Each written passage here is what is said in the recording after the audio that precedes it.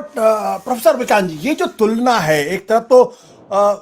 इसमें कोई दो राय नहीं कि नरेंद्र मोदी जी देश के बहुत लोकप्रिय नेताओं में से एक है, सबसे लोकप्रिय नेता है, इंदिरा गांधी के बाद शायद सबसे ज्यादा लोकप्रिय नेता है।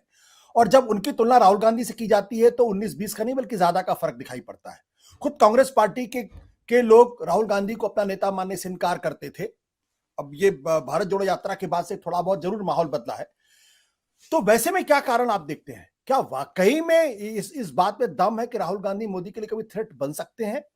या राहुल गांधी को स्थापित किए रखा जाए ताकि भारतीय जनता पार्टी के सामने कोई दूसरा बड़ा नेता उभर के सामने ना आ पाए? देखिए, मुझे लगता है कि ये दोनों ही चीजें हैं कि राहुल गांधी को कमजोर दिखाना और फिर तुलना करना, ये दोनों ही बीजेपी का काम रहा है। पहले तो उन्होंने राहुल गांधी को बहुत कमजोर किया और वो खुद राहुल गांधी ने कहा कि हजारों करोड़ रुपए लगा करके मुझे डिस्क्रेडिट किया गया, और जो जिस जिस भाषा में उनका नाम लिया गया, जो जो उनके बारे में कहा गया,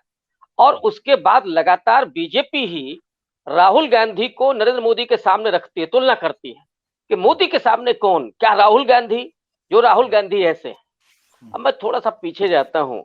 मुझे याद पड़ता है कि राहुल गांधी के लिए जो शब्द सबसे ज्यादा बीच में भारतीय जनता पार्टी और आरएसएस के लोग इस्तेमाल करते थे, वो पहली बार सुनने में आया था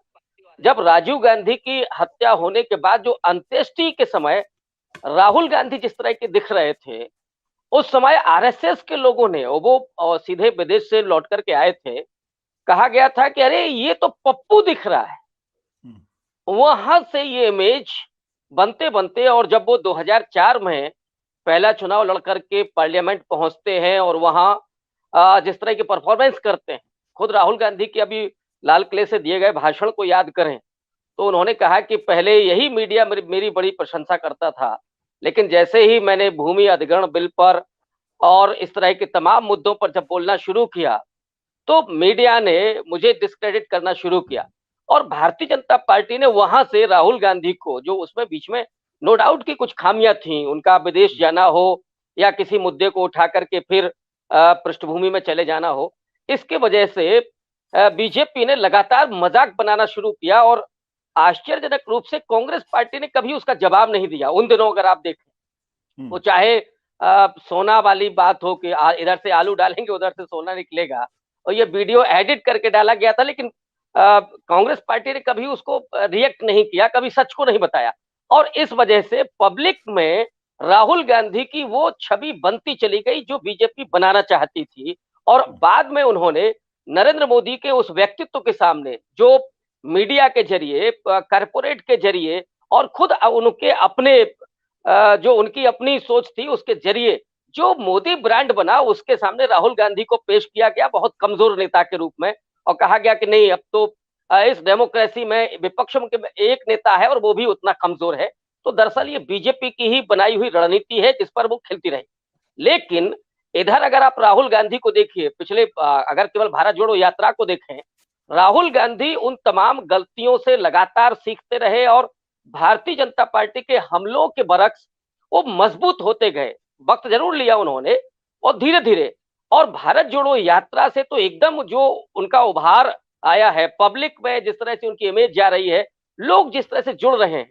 मैंने नहीं देखा इस तरह का पहला कभी दृश्य। मैंने और लोगों की यात्राएं भी नहीं देखी, सुनील दत्त ने जब यात्रा की, चंद्रशेखर ने यात्रा की, वो चीजें मैंने नहीं देखी।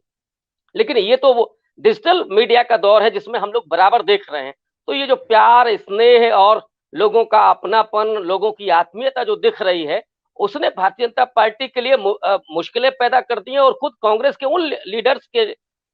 मन में भी जो बराबर राहुल गांधी को लीडर नहीं मान रहे थे। अब आप देखिए, जब से भारत जोड़ो यात्रा चल रही है, कांग्रेस से वो जो नेता बीच बीच में टपक जाते थे, बीजेपी में चले जाते थे, उसके बाद कोई लीडर कहीं इधर उधर नहीं गया, बीजेपी में नहीं गया है। तो राहुल गांधी की अब जो इमेज बन रही है, जो उनकी लीडरशिप अब जो उभर रही है, उसने न सिर्फ भारतीय जनता पार्टी के लिए मुश्किलें पैदा की हैं, खुद उन कांग्रेस के लोगों के लिए और जो और विपक्ष है उसके लिए भी।